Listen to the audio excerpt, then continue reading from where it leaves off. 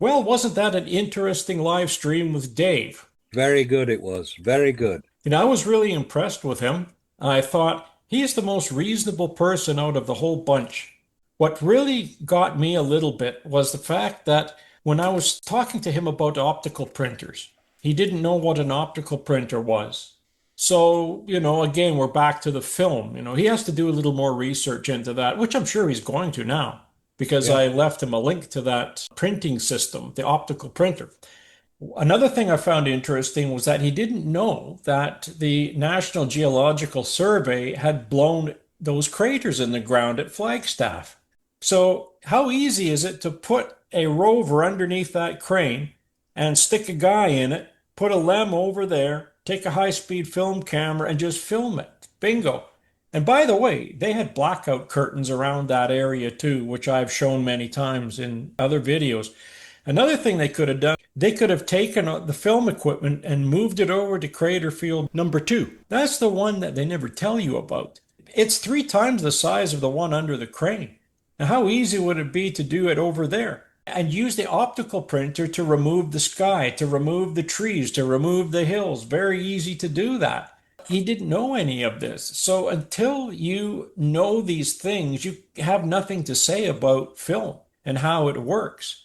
I put the original images, contact sheets, and everything into a folder and I sent it to him. So now he has it all. He hasn't downloaded it yet because I sent it WeTransfer so that I can see when he downloads it. Well done. That's a good one. Well, Yeah. what's interesting is he's going to have to learn exactly every aspect of an optical printer. And without getting his hands on one, I mean, you can probably see a few demonstrations online with people that have, for antique display kind of thing. The amount of time I spent talking to Tim about the thing and he's showing me the different aspects of it, it does so much more than that. Oh, yeah. He just skimmed the surface on some of the techniques that are able to use it and how you set the cameras up and how you can superimpose one image over top of another. I mean, it's just unbelievable what was capable on that machine. And then using the filter wheels to take out backgrounds. That's a Oh, good yeah, it point. just goes on and on and on. As you say, Robert, I don't think he was aware of what an optical printer is, let alone what it can do, which is one of the reasons I mentioned Lookout Mountain Laboratory. That was probably where they were being used. And I showed that clip many times too. You see the equipment that they have in that place? Incredible. But Better. don't forget, you can run the film through multiple times Yeah. Yeah. to create more effects. You just keep running it through. You can superimpose it with another. You can do this, you can do that. With the rover, right? Then he was saying about the sand and how it's falling in lunar gravity, and they calculated all that. Well, you Yeah. put that on an optical printer. After you've done all of the magic, then you start removing and adding frames. And it's not going to take much to get it to do that anyway, because if you're filming that rover with a high-speed camera and you slow it down, everything is going to match. In other words, you're going to have to add and drop some frames to get the sand to fall at the right speed, but that's easy because the guy's arm never moves, and Yeah. neither does he. So all you have to do is drop some frames, and bingo, now you have lunar gravity. These guys think you could just go on YouTube, slow it down to 1.5%, and there you have lunar gravity. It doesn't work that way. And by the way, Scott had a good point. Where is all of this lunar dust flying off of that rover? Marcus and I were talking about that Yeah. in Yeah. particular before you came on. Yeah, exactly. And we're not talking about it back then, we're talking about it today. So, Robert, what was your impression of Dave's knowledge of Apollo?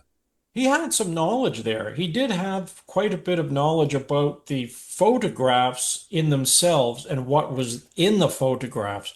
But as far as the film itself went, no, he didn't have any knowledge on that. Yeah, But Dave admitted himself that he just got into this. that's true. Yeah. Okay. It was interesting that he didn't appear to be aware of the film Make Believe Smoke and Mirrors, which does explain a great deal of the technical aspect of it. The optical printer, that section especially, he should watch. Yeah, yeah, it's important. Well, that alone, and the fact that he hadn't watched any of that part of it.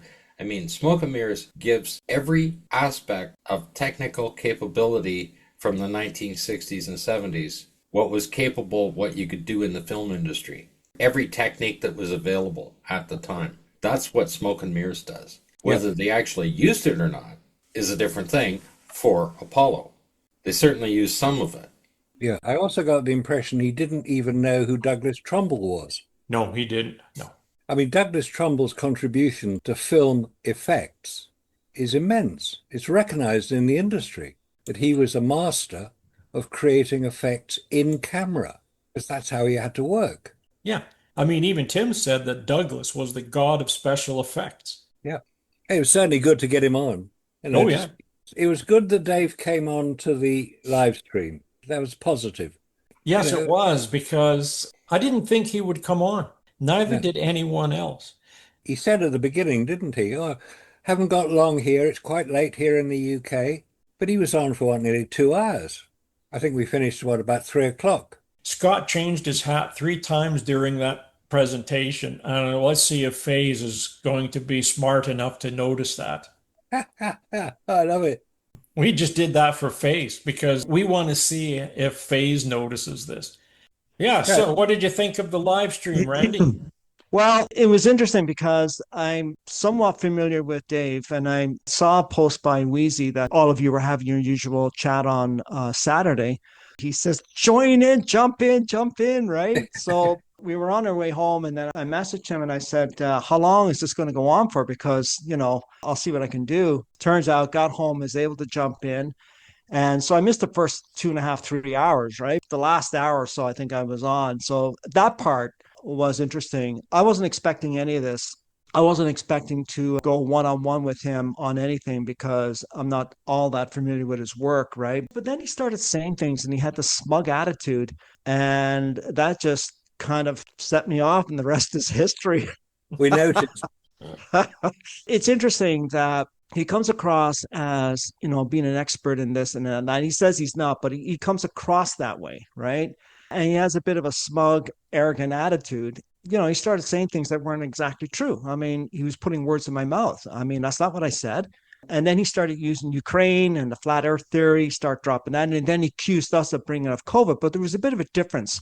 We brought up COVID in the context of it opened more people's eyes and they were questioning things like the Apollo moon missions. That's the context in which we brought it in. He was bringing up Ukraine in a different context. He was saying, oh, Russia's just trying to hit out because they invaded Ukraine and they want to divert attention from that. So he was using it in that context. And that's where I pulled him up on it. Yeah, quite right, too. Now, what about Apollo 10 when that started going? I don't understand what he was going on about. He was going on about, well, Apollo 10, what was the point of Apollo 10? Why would they fake it with that mission, and they go 50,000 feet within the surface of the moon and then they abort and it was just a practice run? Well, you know what? Why does NASA do what NASA does? Okay. There's many reasons. We can only speculate because we're not inside that insane mindset that they are. But obviously, they had to justify their funding in some sense. So, you had all these different Apollo missions. It went far in justifying their funding from the government at that time. So I'm not sure why he has so much difficulty with that. It's building up to the narrative to Apollo 11. Another point he brought up, which I'll take issue with him, he says, well, if they're going to fake it, they would have done it once and then gotten the hell out of there. Actually, no. If they were going to fake it, they'd want to fake it several times, because if they only did it once, then that would actually bring more questions, and it would have brought more questions a lot sooner and say, well, wait a minute, you had a successful mission. How come you haven't gone back? Shouldn't we be using this as a practice run in order to launch manned missions from the moon, which would make a lot more sense in terms of payload and thrust factor when you factor in gravity? None of that was done. So again, his reasoning on that makes no sense. It didn't make any sense to a lot of people that were listening. How I opened up the show was like this. I said, Wheezy had a friend on the last time. He asked a good question. He asked, why would they fake it 6 times? Why would they go to the moon 6 times and have 12 men walk on the lunar surface? And I said this, well, when President Kennedy first opened his mouth and he said, we're going to land on the moon in this decade and do the other things. Okay, that's fine. When Kennedy said that, they had already started building the technology. They already started to build the rockets. They were working on it already. So now, As time progresses, they have all this technology. They have all these rockets. They have the LEMs. They have the rovers. What are they going to do with them? You have Yeah. to get rid of the evidence. You can't just take it out and bury it. There's too much of it. Yeah. So Yeah. send it off, right? Send some unmanned missions to the moon. Send a rocket around the moon remotely. NASA claims they've been doing that with surveyors and Ranger probes for years before that. So why can't they send an unmanned rocket there a couple of times? There you go. Now you just got rid of more of it. And then the rest of it, what's left over, goes to museums. To me, that answered his question from my Yeah. point of view, because you have to get rid of it. You can't just take it out and bury it where everybody can see and dig it up later. It's gone for good. Good point, Robert. I want to add just one more point. He was talking about the F1 engines. I was trying to get into the F1 engines, but I kept getting sidelined on that. So we'll do that another time. But one point he made about the F1 engines, well, they have an F1 engine on display and they can use that to demonstrate the power or the validity of the F1 engines. Well, according to NASA's own engineers who worked on the F1 engines, no, they can't, because they themselves admit that they destroyed not only a lot of the documents, but they destroyed their all important handwritten notes. Yeah. And that's on record. There was the YouTube channel actually admitted that, who's pro Apollo. Curious Droid. Yeah, and he posted a video and he was justifying the reason why they can't duplicate the F1 engine performance, because the engineers had destroyed their personal handwritten notes. You see, that in itself, I don't think he realized when he said that, that in itself raises the question, why would you destroy your handwritten notes? Why wouldn't you have them typed out and filed for posterity, so we can build on that technology? That wasn't done. And he admits themselves that we can't duplicate that because those notes were destroyed. I'm not talking about all the documents, they're destroyed too. But the handwritten notes, the all important handwritten notes by engineers who worked on the F1 engines, they themselves, and he had said that in one of his videos, destroyed their notes. They're no longer available. Yeah, well, that's interesting how Jeff Bezos can fish one of them out of the ocean 50 years later, Yeah. repair it, and then fire the chamber back up again. And it worked just fine. So they have all Yeah. these engines. Yeah, they have all these engines sitting in their museums everywhere. Why don't they just drag one of those out, back engineer that, duplicate it? I don't believe Jeff Bezos at all on this. I don't buy any of this official narrative crap anymore. And I don't know why people like Dave, his whole argument is based on the official narrative. Yeah. I mean, he has to put a lot of trust and confidence in that what he's being told is the truth. And he says he questions things, but I didn't hear him questioning anything. I didn't hear him questioning anything about the official narrative in regards to anything. And, it just amazes me that they're incapable of taking that 40,000-foot view and questioning it. I mean, you just look at the last 50 years, the lies and deceits from the government, from all governments, over and over and over and over. And I argued this point in another interview I just did recently, that I'm now arguing that for an Apollo mission or a manned mission to the moon, with this technology to have worked, they would have first had to go with the idea, I think that Werner von Braun was proposing, is you need a platform in low Earth orbit. You need a platform in which to launch a manned mission to the moon. And you also need a means of rescuing the astronauts should anything happen. And you need to spend hundreds of billions of dollars building that platform and making sure that it's functioning, which would have taken a decade or more if you were to put all those resources into it in and of itself. That's just to get the apparatus ready in order to send a manned mission to the moon and back. And that's just one mission. And then the whole idea would be to be going back and forth, using the moon manned missions as a practice run for several years, maybe even a couple of decades, to prepare for launching missions to Mars. Here we are, 50 years later, not a damn thing is being done. We've got the ISS up there that's barely at low Earth orbit. I think 90% of their time is spent just keeping that thing in orbit, right? And there's no platform, there's no basis on the moon, there is nothing. And they're talking about a mission to Mars. I mean, if you cannot see the insanity of what they're saying and what they're doing, and you can't see through these lies by now, you're never going to. Well, look at Boeing. They were the ones that helped build the Saturn V that supposedly got them there 6 times. And yet what happens when they try to send one to the space station? They build a craft, they send it to the space station, it almost killed 2 astronauts. Yeah. Yeah. I get nervous now getting on a Boeing plane, a new Boeing plane. I don't know what is going on with Boeing. I guess Crash. that's a subject for another day, but Almost that's crash, just crash, kind of, crash, yeah, crash. Yeah. Randy, when it comes to Dave, you said about his work, he doesn't have any work. He doesn't have any research. He's playing around with flat earth people, and he decided to take a pot shot at us. So we responded. yeah. Now he's trying to catch up because all of a sudden he claims he knows everything about photography. Apparently not. Yeah, and This you know is that's this one is the area that I problem. usually stay away from because I say this in my books. I'm not really experienced and versed in photography as the three of you are, and so I stay away from that. Let's be fair. Yeah, Dave said that he's fairly new to this, right? Now, when it comes to film and everything, well, that's fine. He didn't know what an optical printer was, which is fine. He's, new to this. He yeah, didn't know that the National Geological Survey had actually blown craters into the landscape at Flagstaff. Not only one yeah, set of craters where that crane was under, but they had crater field number 2 that was closer up to the north of that ridge. And yeah, that was 3 times the size of the one that was under the crane. How easy would it be to just have a rover driving around there with a guy sitting in it in a suit, stick a lem there, do it at nighttime, light the area up? I mean, good grief, you could light a whole parking lot up. You can light it, and all yeah, the lighting will be perfect. You can also do it at daytime and use an optical printer to remove all of the sky and the mountains and the hills and everything else. So, Yeah. he didn't know that. Well, I gave him a link to optical printers, and I really hope that he goes and he learns something from it. And not only that, but when Marcus suggested him go and look at smoke and mirrors, there's a whole section on optical printers and exactly how they did it by adding frames, dropping frames, controlling the speeds. I mean, very simple stuff, which he didn't yeah. know. No, Yeah. So you can't and talk about something you don't know. yeah. So let's see what happens in the future. That's fair. I mean, I've been in interviews and I'll say, I'm not sure. I don't know. I can only talk about what I did research. And it's okay to say, you don't know. And then the next breath, you're actually presenting yourself as an authority. And so, which is it? You don't know or you're an authority? And I want to add something about the photography.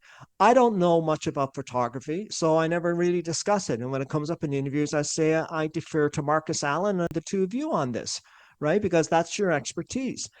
But I don't need to be a photographic expert. As a layperson, I can look at the photos of the moon. I can look at the supposed Apollo landing sites, and I can tell just by looking at it with my own eyes that the quality of those photos that they're depicting from the LRO back in 2009 is nowhere near the quality of photos taken of the lunar surface, even going back 50 years. And of course, today. And then they come back and they argue, well, the LRO wasn't there to take photos of the lunar surface. Oh, would you stop it? Just stop it. My point is that those photos, anybody can look at those photos and say, well, where's the quality of the photos taken of other areas of the lunar surface that are outside of the Apollo landing sites? Look at those pristine photos, the resolution, the three-dimensional photos that they develop, immense detail. And they come back with all kinds of excuses. Well, it wasn't there to photograph. They just did it on a whim. Oh, bullshit, right? Come on. If you have that technology, you're going to use it to photograph the Apollo landing sites, which are supposed to be the 20th scientific achievement of all time, or the 20th century scientific achievement, right? They come back with all these different excuses, but you don't need to be a photographic expert to look at those photos and say, yeah, something's not right here. Yeah, you're quite right. One point about the F1 engines. It was one of the very first things that I was aware that there was a problem. It was when the space shuttle was being developed and flown. Now, my question at the time, this is what, back in the early 1990s, why didn't the space shuttle use the F1 engines, which were tried, tested, and there were lots of them available? They had to develop a completely new system of propulsion. The solid fuel boosters, the relatively small RB-25 engines and the space shuttle itself. Why didn't they use the F1 engine, which had a 1.5 million pound thrust, compared to the RB-25, which is about 400,000 pound, about a quarter of the power? There was no apparent connection between the Apollo craft, assuming they worked, which obviously they didn't, But assuming they worked, it would have taken a great deal of the development time out of the space shuttle. If they had these working engines, they could stick two of them on and they could put the space shuttle up into low Earth orbit. The F-1 engines had gone into lunar orbit, we're told. The whole point about, and just to go back to Apollo 10, was Apollo 10 a trial run, a testing of the faking? They had to fake Apollo 11. That was 6 months later. Apollo 10 was what? March 69? Yeah. Apollo 8 had been December 68. So they were launching them fairly rapidly compared to what they can do now. And they had Apollo 9 in between. That was just Earth orbit. They used Apollo 10 as a trial run to see if the proposed fraud of Apollo 11 could be carried off. Now, the Saturn V rocket had to be seen to be launched because so many people were watching it. We don't know if there were any astronauts on board, any of them.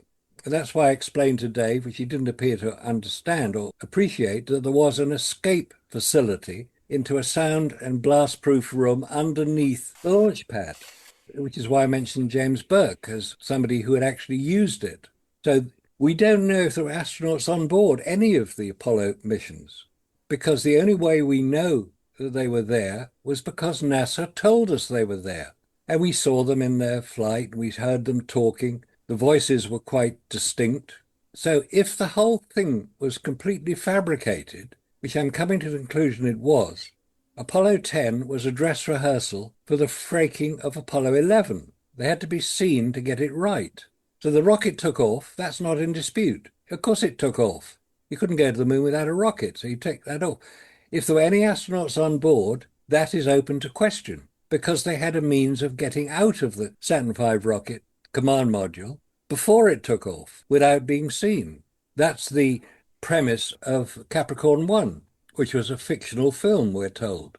But was it based on information being supplied to the producers and the directors, and maybe some of the stars in the film, O.J. Simpson, James Brolin, and such like? Maybe they knew what was going on and what they were doing, what they were depicting. The whole of the conversations that we hear over the 8 days of Apollo 11 would have been pre-recorded. They did an 8-day simulation of Apollo 11 in their simulators at Houston. We know they had simulators at Houston. It's perfectly possible that this could have been fabricated right from the beginning. As I think was said during the live stream, extraordinary claims require extraordinary evidence. The problem we've come up against is there is no extraordinary evidence for the truth of Apollo.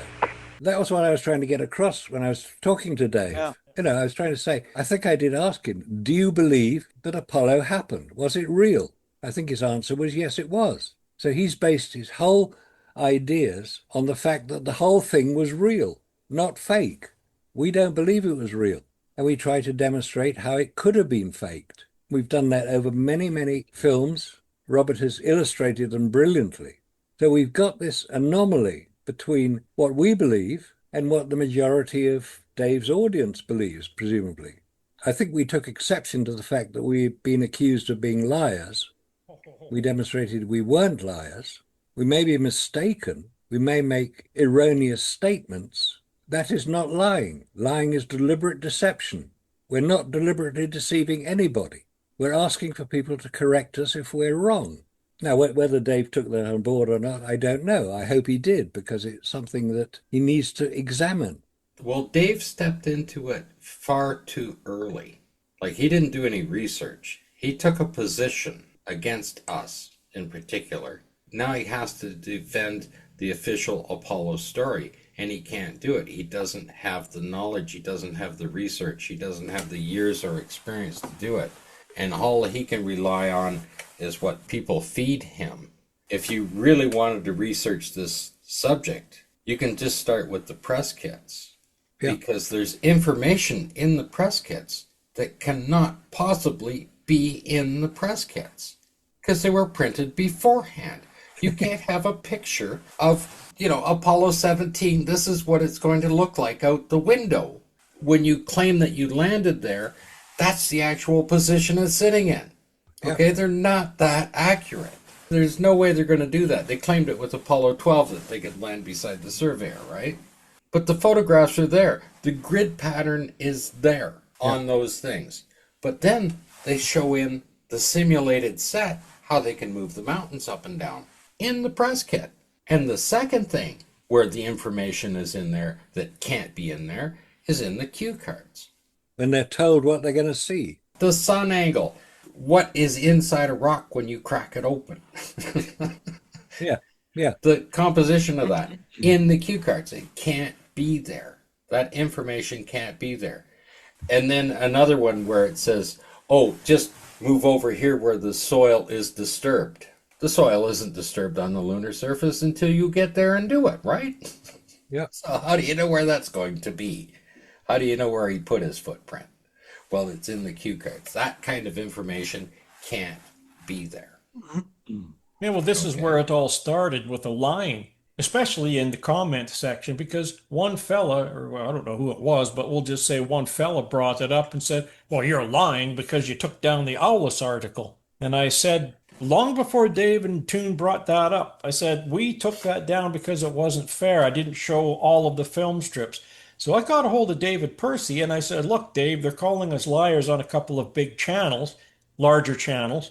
And I says, I think what we should do is to be fair about this. Let's put the article back up and I will take images of the four film strips and then we can compare them. Well, I took some photos of these strips and Dave says, well, that's not going to work because the lighting's off. You have to get the lighting even. So I says, I'll wait till the sun comes up, open the blinds, and then I'll take the photograph again. And then he chose which one he wanted. And he says, yeah, this one will work. The light's even. And he says, even I can see there's a difference here.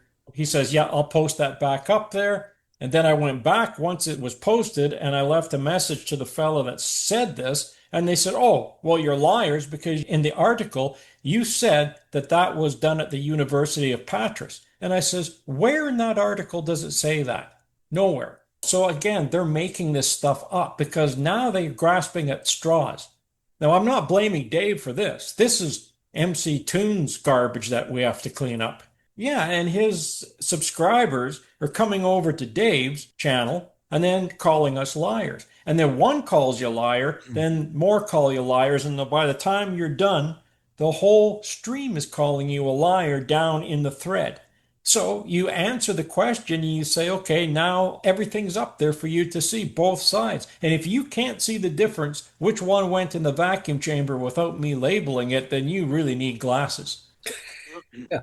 No. But of course, if you're attacking one of the major points that a lot of people continue to believe that man landed on the moon, if you're saying they didn't, of course they're going to attack us. But that's to be expected. Our business is how we can demonstrate that it couldn't have happened, not the way NASA claim it happened. And that's what we've been doing for the last 10 years, 30 years, whatever.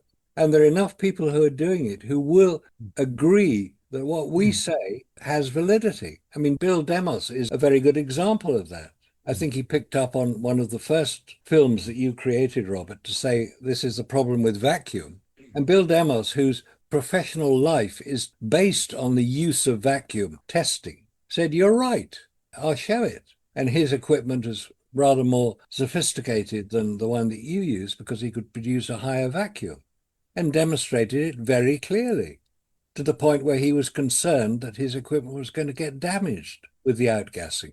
So if you've got a professional coming along and saying, yeah, I agree with what you're saying, I can demonstrate it myself, and he did, how is that not acceptable to other people? Because it destroys the narrative NASA have so carefully assembled, that we landed humans on the moon. If we demonstrate they couldn't have done, certainly not take photographs on the moon, the whole story starts to fall apart.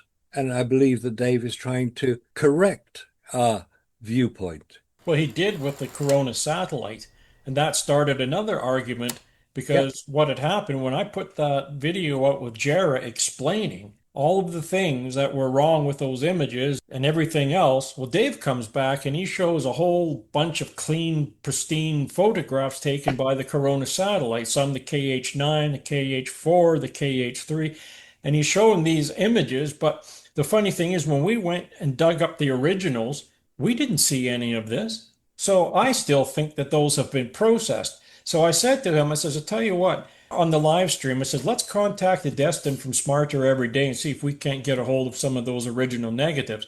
Because at that point, Dave had put up some images of Bruce McCandless taking images of the space shuttle from that MMU pack out there. Now, according to Chat GPT-5, he was out there for 90 minutes with that MMU pack, which means he had a Nikon film camera up on his right-hand shoulder. Now, those guys were at about torr 10 to the -6, somewhere in that range when he was up there. And I looked that up and we did that. So he's out there for 90 minutes with that film camera. But when Dave put a little contact sheet up there, we saw precisely what we saw with our film. Did you see the hues? They were all over the map. And I said, Dave, I says, one thing you forgot to mention was that we took pristine images as well. Look at them. I says, did you look at the last one on the Alice site that went into our chamber? I says, look at it. And then I explained to him that because at the beginning of the roll of the film, that's going to be more subject to the vacuum than the tight wound inner roll, right? Because it has more to go through. So the very first images and the last ones are going to be the one that's going to be affected the most, especially the ones at the beginning when you're taking the images. And the worst is going to be the very last, because that's the last of the images, which now comes up to the front. Okay, that's if you put it in the camera and don't rewind the film. But when you rewind the film, guess what? You're back to the beginning again. And that's the part that goes into the chamber. That's going to react more. And that's what happened with Bell Demos when he put it in that chamber. Take a look at the photos and compare those ones to the ones we had in this chamber. Big difference. Big difference. Big difference.